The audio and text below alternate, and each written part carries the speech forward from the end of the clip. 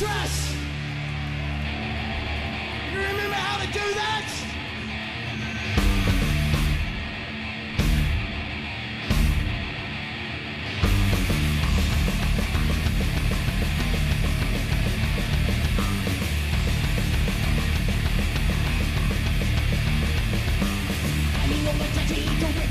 When grunge started fading, thrash started coming back. I think it just sort of started slowly clawing its way back. We could start seeing that record labels were re-signing the thrash bands, and that there was I guess a whole new generation of bands were coming out. So yeah, we thought, oh, let's give it another try. You know, we felt we had unfinished business.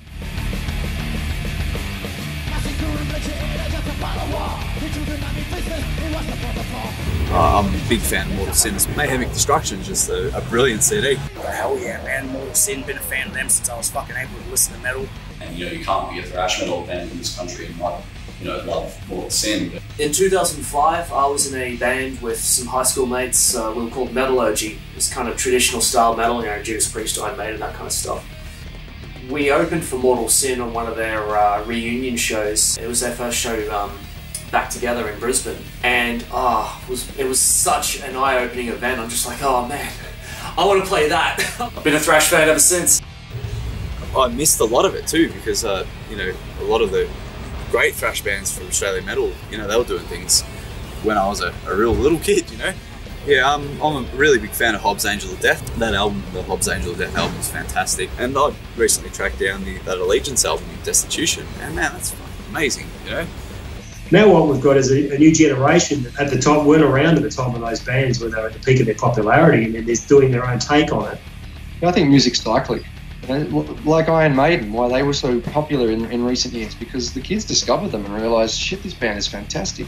Just like when I was 14 or 15, I was going back and discovering Black Sabbath. So we've got basically two generations of bands carrying the torch, so I think it's awesome. They do sound different. They don't just sound like rehashes of 80s thrash at all. I reckon it's great, and a lot of them are putting out some good albums and good tunes and all that, so... I just think it went to sleep in the 90s and then it just sort of got now it's awake again and it's hungry. It's hungry. Yeah, and there's a lot of bands out there that really want to try and outdo what was done in the 80s, I guess. Just be yourself. Yeah, pretty much.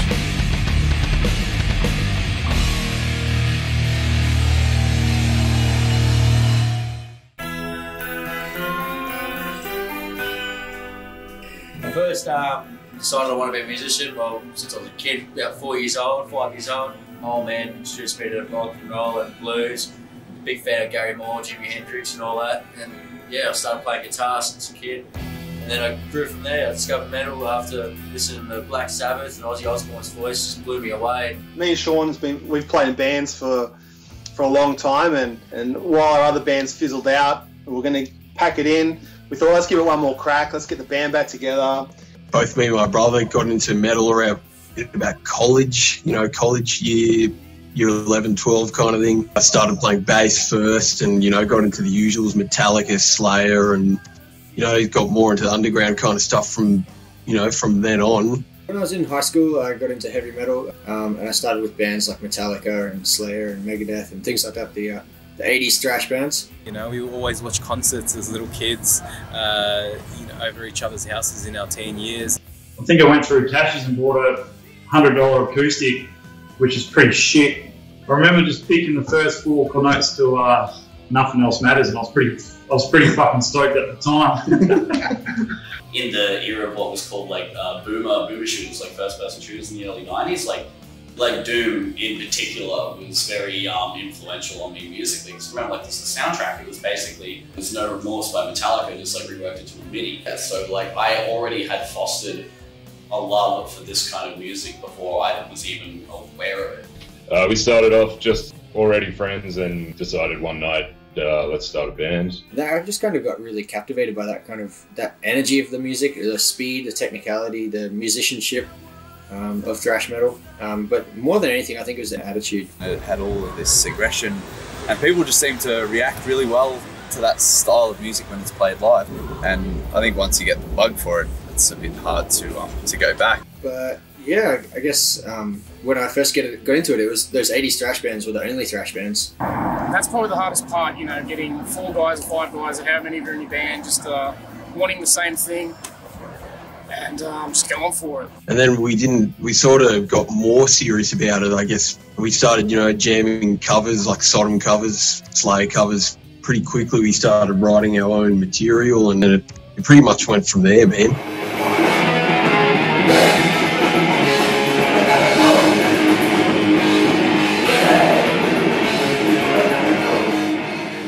Hellbringer, I know the guys quite well. Probably my favourite out of all the sort of Australian bands sort of operating out of this country still. I think they're incredible.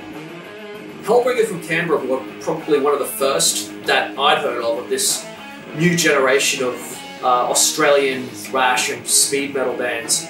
It was kind of cool that there was this new band coming from the same city as Armoured Angel. So I was like, wow, what else have we got? Yeah, I guess when we were first forming, there was not heaps of thrash. You know, I can't remember too many bands that were doing strictly thrash sort of thing. Even at the time, Mortal Sin weren't very active. There was just not a lot of it. You know, I remember in Malice's wake, you know, just love the way that they sounded. Like the first time they actually came out, you know, I was just, oh my god, there's an Australian, you know, thrash metal band. Like, yes, this is awesome, and they were just unbelievably good. They were always my favourite Australian thrash band. I just think that, like, the Thrashening, I think, is one of the best Australian thrash metal records of all time. I think it's just classic. I still like the first riff.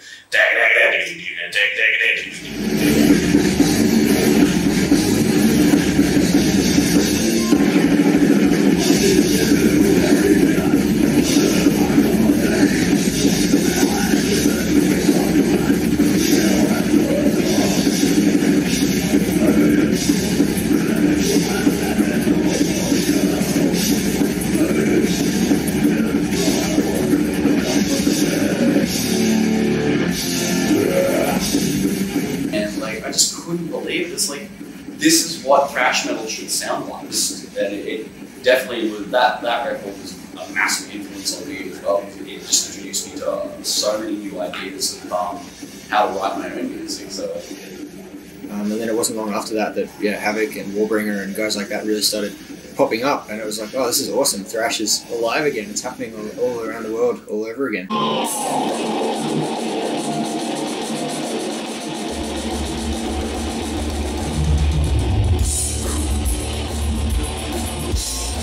In 2008, I was in the UK playing in a different band, doing a different thing, and after we played a few shows, I went, for the first ever time, went and saw a few festivals in Europe and saw some metal bands. 2 of those bands happened to be Death Angel and Overkill, and that little light bulb moment that it was time to stop doing everything else, come back to Australia and start a thrash metal band. There was never a better time, and I was full of fire to do it, so I got back to Australia and we wrote some songs, found some dudes, and it went from there. It's the time, you know, thrash is back, as they say. All I see is a bunch of metalheads who said fuck you to the other gigs and came down to the crowbar tonight to have their fucking necks thrown into thrash. And it makes me happy, motherfuckers. We are Desecrator. We do one thing. So do it with us.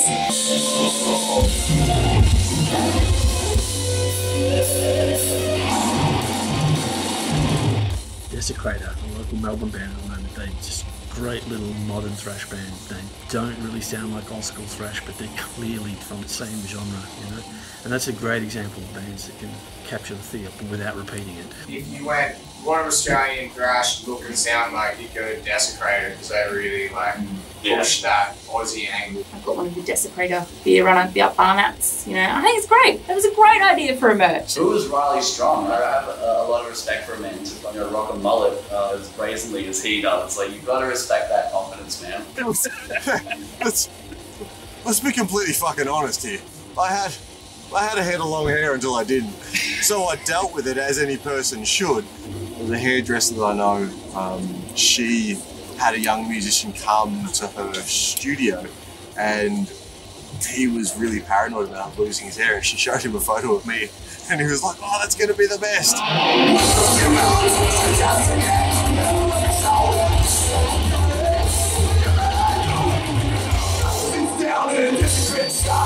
hit at a point though, there wasn't a lot of thrash metal happening in Melbourne or in Australia when we hit. There was a few bands playing a few gigs, like Alice's Wake are older than us. They just started to really form an identity as a thrash metal band as opposed to them, you know, more previous death metal roots. Us and in Alice's Wake really kind of paired up on that. We kind of found some kinship in the ethic that we had of taking the thing by the neck and saying, this is going to be something, you know. We teamed up with Desecrator, did a tour of Australia with it, and I guess you play enough shows where, you know, it's just flat out thrash tunes really just pump the crowd up. You want to be a part of that with them, and it drives you to do more and more of it. And it was really just to try and play to some crowds for our own benefit, but it seemed to be at a point where there was bands doing things, but they weren't together yet. Now, you know, I don't want to try and overstate as if we're some type of pivotal force in this. It's, you know, we were just doing our own shit to try and make our band known, but it seemed to be at around the same time that everything started to form up. So we enjoyed being a part of that. There's been a lot of young bands come up in the last, I don't know, 6 years now.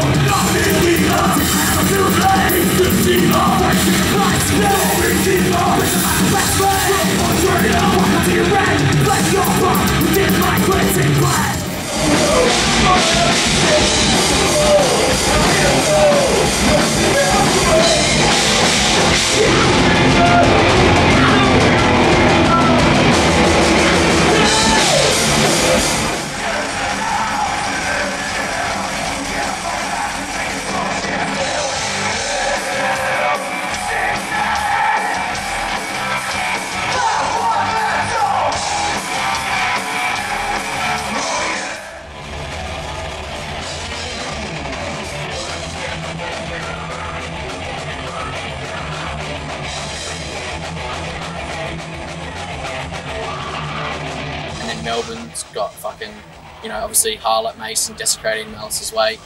Braxis from Melbourne. Suicide to an extent, Diablaze.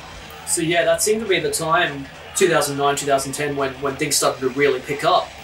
There were bands coming around from Melbourne, and around that same time too, Sydney was developing a new scene of thrash bands as well. Like, some of the earliest bands from Sydney were Terra Tornus, Head in a Jar, and then later Maitreya. You got some local bands from the region we're from, so you got like Thrash Bandicoot, Lethal Vendetta, Dark Order, Reva.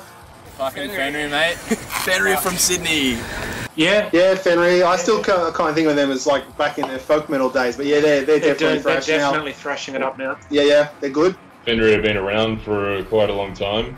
I think as Fenrir it was a bit thrash meets folk until they went through a musical readjustment, lost their flutist? Flautist? Yeah, flautist. I think it's flautist. It used to be our old singer Duncan.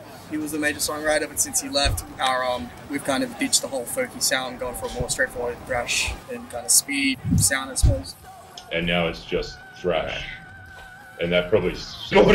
Yeah. I've started doing the vocal duties, and really a lot of our own personal taste has more come out in it, so our songwriting process sort of consists of us sort of arguing and ganging up on each other a little bit. It's like, oh, I like this riff, I don't like that one, sort of thing. So by the time this comes out, we are now live wire. Hopefully. Yeah.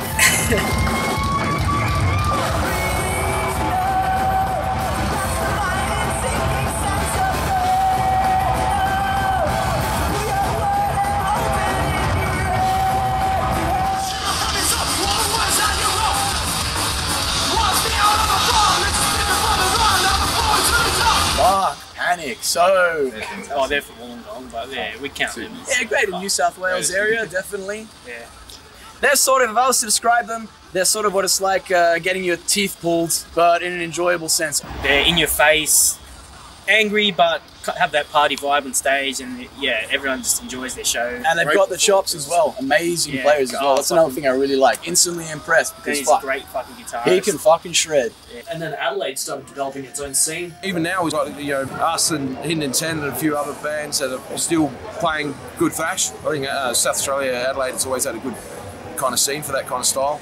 Before all, it kind of came together really naturally. It's just more about, because the community's so small over there, we have to be a bit more tight-knit. Whereas in Melbourne, it's so big, it's spread out. But so you meet pretty much all the metalheads in Adelaide, like same spots every week. One thing led to another in the fine town of Strathalbyn, and we formed our Kira. We are Hidden Intent from Adelaide, South Australia. Hi, I'm Phil. And I'm Chris. And we're Hidden Intent. From Adelaide. Don't say that subtly. Like Adelaide. And then, yeah, Adelaide's got its own scene, Perth's got its own scene, so I think there's healthy competition there. Because when Allegiance slowly died in about '97, yeah, there wasn't many people going out to gigs, so it took a good probably 3 or 4 years of the new upcoming bands, which I was a part of, to get the scene going again. By 2000, I think the biggest number of punters we had at a 4 gig was probably about 650 people. Dramatic change, but it was a good sort of fold on to the new generation that sort of took over.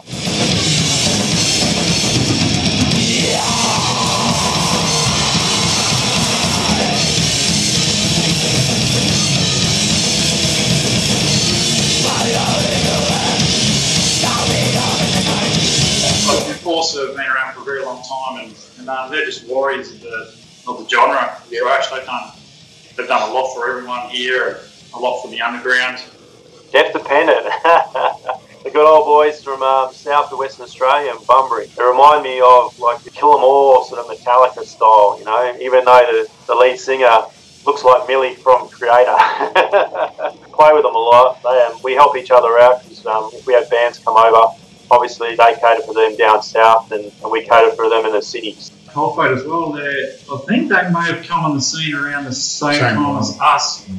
Yeah, they've got some wicked musicians, man, and they're one of the crowd favourites up in Perth, I must say. And the drummer, Seb, he's in an arrangement of bands. Yeah, Seb also plays in a band called PSYCHONAUT, and they've been around for a while.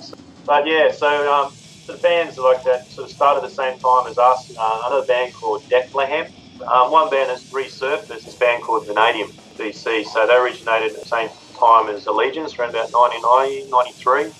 Every now and then we get a few thrash bands starting to reappear every like 5 or 10 years, and the old crew like ourselves, which started in the late 90s, got the walking stick and we're still trying to do it.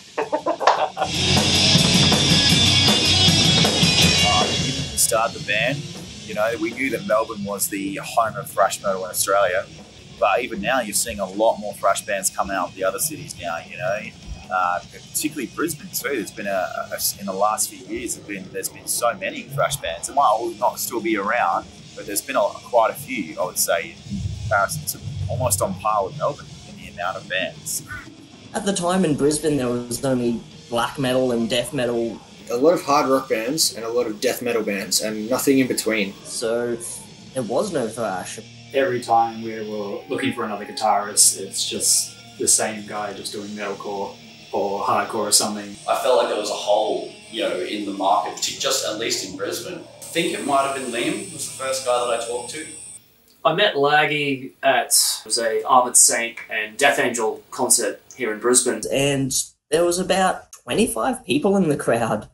So upon leaving that show, me, Laggy and Liam ended up getting talking, and we decided that we should make a thrash metal band. I'm pretty sure I was like, hey, you know, this is what I want to do. You know, I know you love this as well, so, you know, have a think about it. And he's like, yeah, cool, you know. While we were still looking for members, I was at a gig at Brisbane's local venue called Rosie's Live, which was like the metal venue in Brisbane. Every single Friday night, the scene was just absolutely pumping. The downstairs venue, that's where the bigger bands played, and I went upstairs to the upstairs stage, and that was a part of the venue where a lot of starter bands got their first gig, and I could hear some familiar riffs coming from the stage. I'm just like, what's that?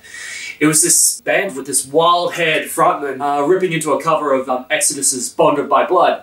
The band was called Conscriptor. They were from a rural town just west of Brisbane called Toowoomba. They were fucking amazing. Well, Conscriptor is obviously the first one that pops to mind. It's such a zero fucks given attitude.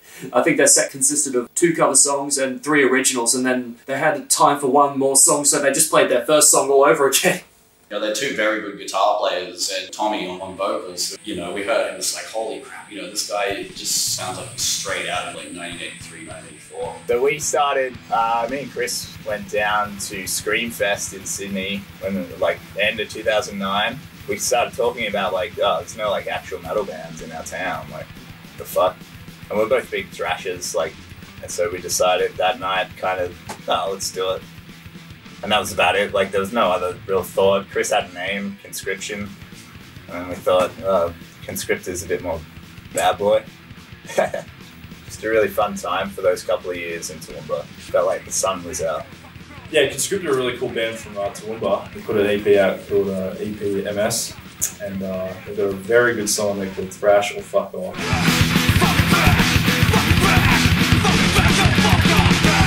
I think when we were writing the songs, at least personally, I was listening to a lot of Municipal Waste and bands like that. Just those bands that were really like championing that resurgence kind of theme. But I just think it's one of the most beautiful fucking words ever put together, because it's basically what it is, you know. Probably for the last 3 or 4 years now, like ever since I started doing my chalk stomp, this sort of bullshit that I do in the pit. But I remember this one guy just fucking pulled me aside and said, "Hey buddy, fuck off." And I just yelled right in his face. I've never really yelled before, but I just said, "Thrash or fuck off," and he just like walked the hell out of the pit because I screamed it in his face. But yeah, that's Conscriptor, man. They put out a really cool song, and I love that saying. It's just, that's why it's the name of the fucking doco, because honestly, Thrash or fuck off. Well, yeah, it was something of a catchphrase around the local scene for a while. Still is, baby. As Laggy and I, we formed our band. Yeah, we established a bit of a kinship with Conscriptor. We played our first gig with them at the upstairs stage at Rosie's. Rosie's was about to shut, and we were lucky enough to get a show in there before they closed their doors. We didn't really think it was going to be too hectic, but by the halfway through the first song, the crowd was already starting to creep over the foldback speakers.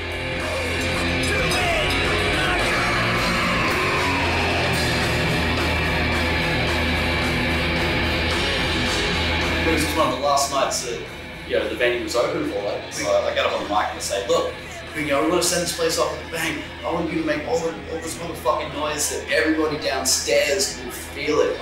I wanted to start a riot, and it was just incredible, man. Like after the set, like just the whole audience coming forward to us, and just like giving us hugs. That was awesome. It sounded like straight out of the Bay Area. Like that show was unbelievable. One of my favorite nights of my life.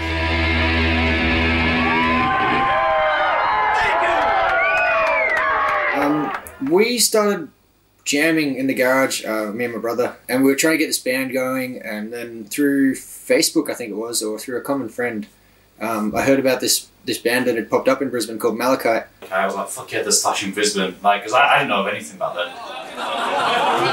We are fucked. Hey, put it this way, you can't understand it, so fuck you. Yeah, buy our album, you piece of shit. Fuck. They were Forest Under Construction, and they were a two-piece thrash metal band consisting of Dan on guitar and Toddy Hansen on drums, who's playing for King Parrot these days. They wanted to make thrash, but they wanted to have an environmentalist message while doing so, and wear mankinis on stage.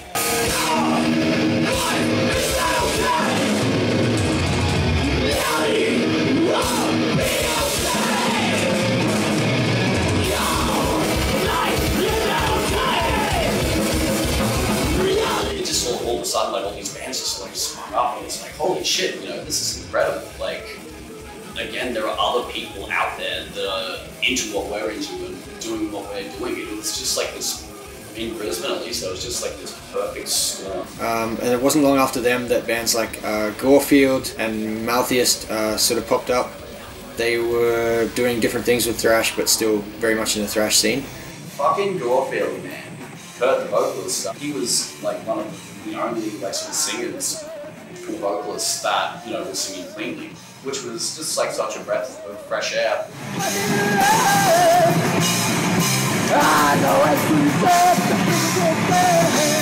Those boys are just like proper rock stars. Kurt would sit on fucking beaches, shoulders while like ripping solos and that sort of stuff.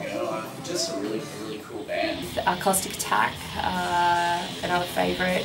Caustic Attack began, we were previously Maltheist from 2011, and I mean the name was kind of shit. Yeah, we just felt like we needed something that would stick out more, and we just felt like Caustic Attack was that.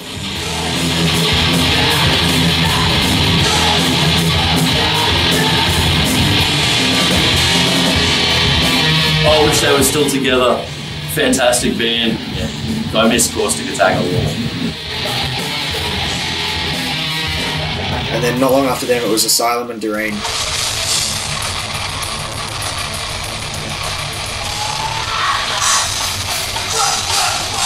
Asylum, I cannot speak highly enough of them. Great guys. Bit weird, but tight, fast, old school. They've got an incredibly German sound to their thrash metal, and they're doing it absolutely perfectly. I just need them to record an album so I can listen to it over and over again.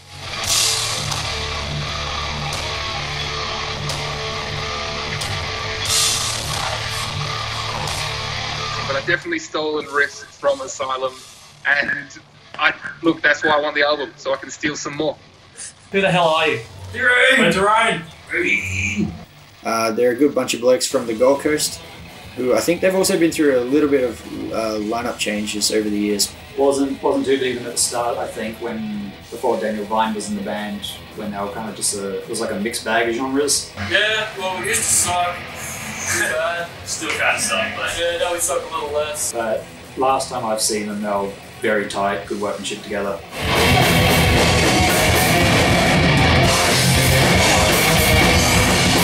Yeah, then shortly after Matthew sent his caustic attack, Tooth came along.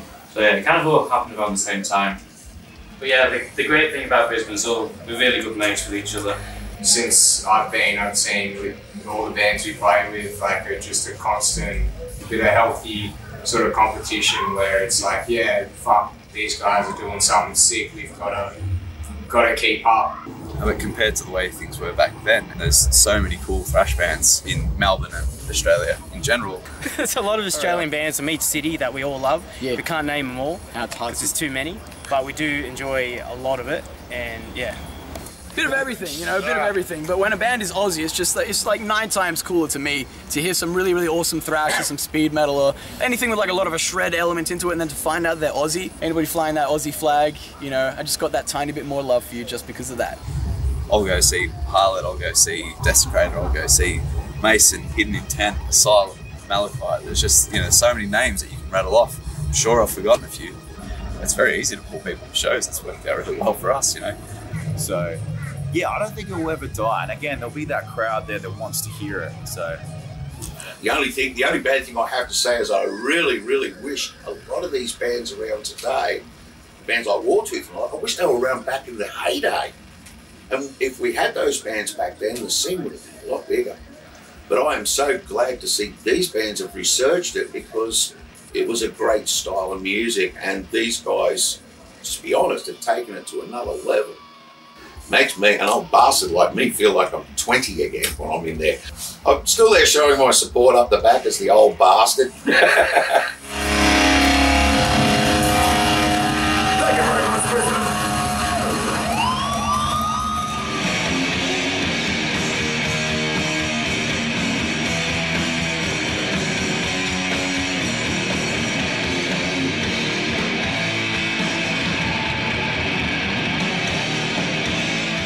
You decided to call it quits for a few years, and then it was all of a sudden was back on again. We did a few shows.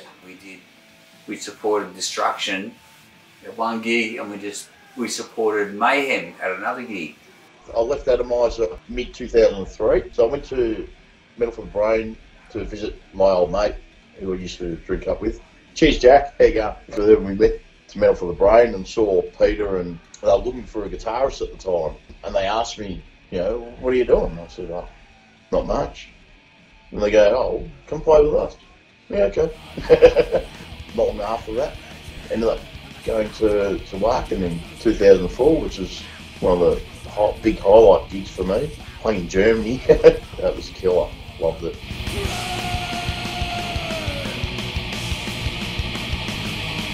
And then we actually played in Holland, Norway with 1349, and we came back down and played a festival in Gemunden, which is close to Frankfurt, but our drummer didn't show up.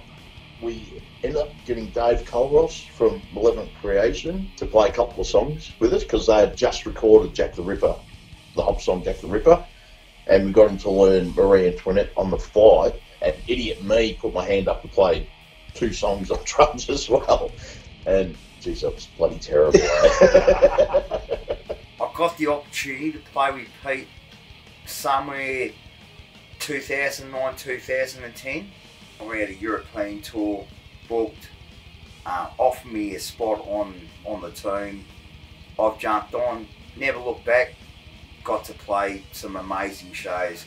Got to do things in my 40s that I dreamt of when I was a teenager. Yeah, there's a bit of a burst of some of the older bands getting out and doing more gigs. A couple of those bands have kicked on again. We did one at the Raffles Hotel, which is no longer there. That was huge. And then we did one with Kiss, opened for Kiss. And then I think there was another one we did at a Bindu Rock Festival. So we've done about 3. They've all been pretty good. But I don't think there'll be any more in the future, so I think 3's enough. I think what drove us to get back together, what sparked the whole reunion thing really was, strangely enough, things like MySpace, Facebook. I'd been finding new bands and stuff there, and then I started coming across the occasional reference to us. The fact that there were people interested in this, I think gave us the feeling that perhaps we should give it another crack.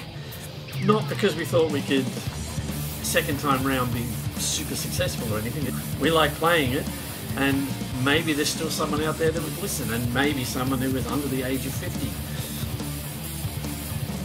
Just glad to see that there's still interest in something that was happening so long ago. Like the 80s just feels like forever ago. I guess it was. A long time since I got up and sang this song. Been pushing 20 years, I reckon. See how we go, eh?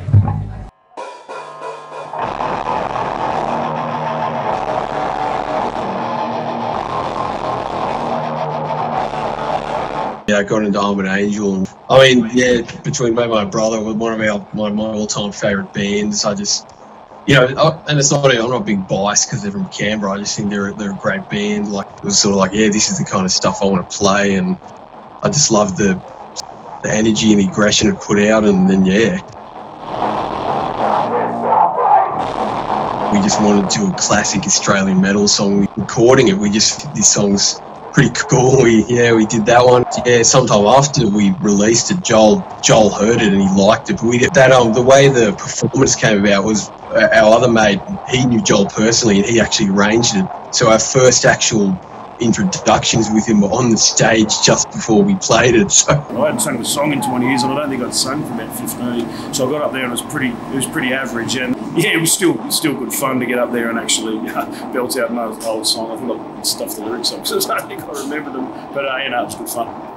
Well, I've got a band called Wood Skull now with Marcus Di Pasquale, who was in Under Oath with me back in 1985 and 1986. We got to do some really cool stuff when we were younger. Yeah, it's given me sort of new lease on doing something completely different. Hello. Oh, there you go. Look, we've even got fault back. Run to the hills. Because after I bought Super Cup, I made a band called Presto, which Mick Burke was in for a while. At that time, I also joined Nazul, which is one of the most extreme black metal bands around Australia at that time, in the early 90s. And at that same time, we started stand-up comedy. Stand-up comedy sound checks fucking easy. Yeah. Hey, no going.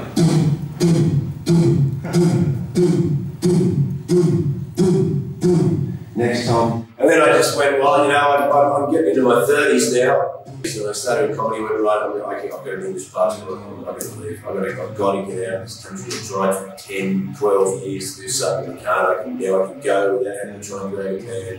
I know England's the best country in the world for comedy, there'll be tons of gigs. Sweet. Guitarist, where's the guitarist? Where's the fucking guitarist? I'm about having a ciggy. No, actually the bass player is the one listening, the guitarist is the one playing while you're trying to fucking do the drum check. Could you fucking shut up? I'm best dressed ancient metalhead in the business.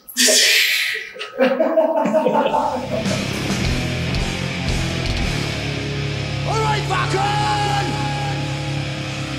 Show us your fucking horns! How many people have heard of Mortal Sin before? Fuck yeah!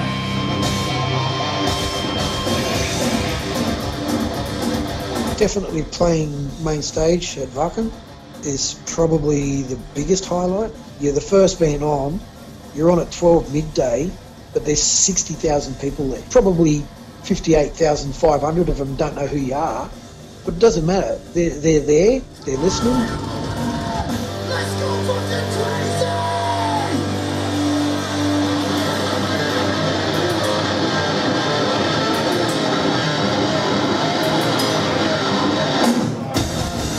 know, who is this band from Australia? Yeah, well, yeah, we've heard of them. You know, let's see what they've got.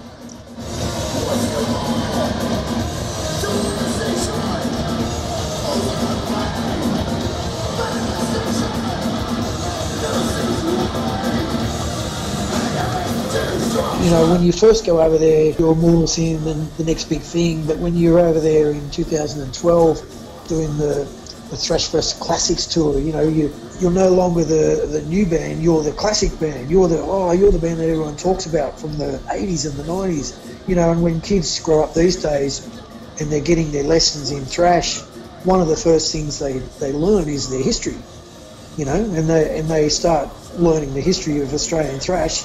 Well, what do you know? One of the first bands that will pop up is Mortal Sin.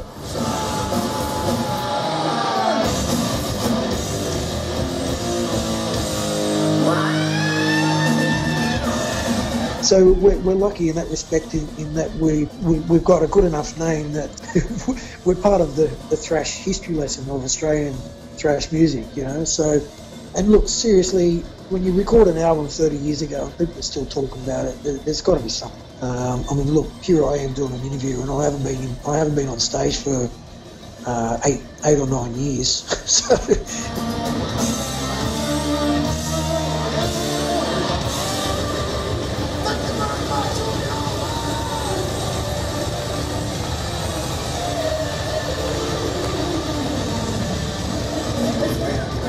Hindsight, when you're done and dusted and you look back, you go, wow, I can't believe I did all that.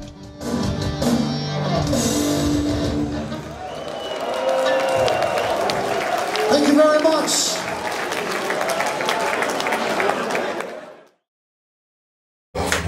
Where's Dan? He needs to be here. It's alright, I'll interview him later. Who the fuck are you? Do I look at you? Yeah, we got Dan and we recorded the 5 songs we had. He's here right now. Sorry. Hey! Alright. So now we got this guy and we recorded the 5 songs that we... Hey guys!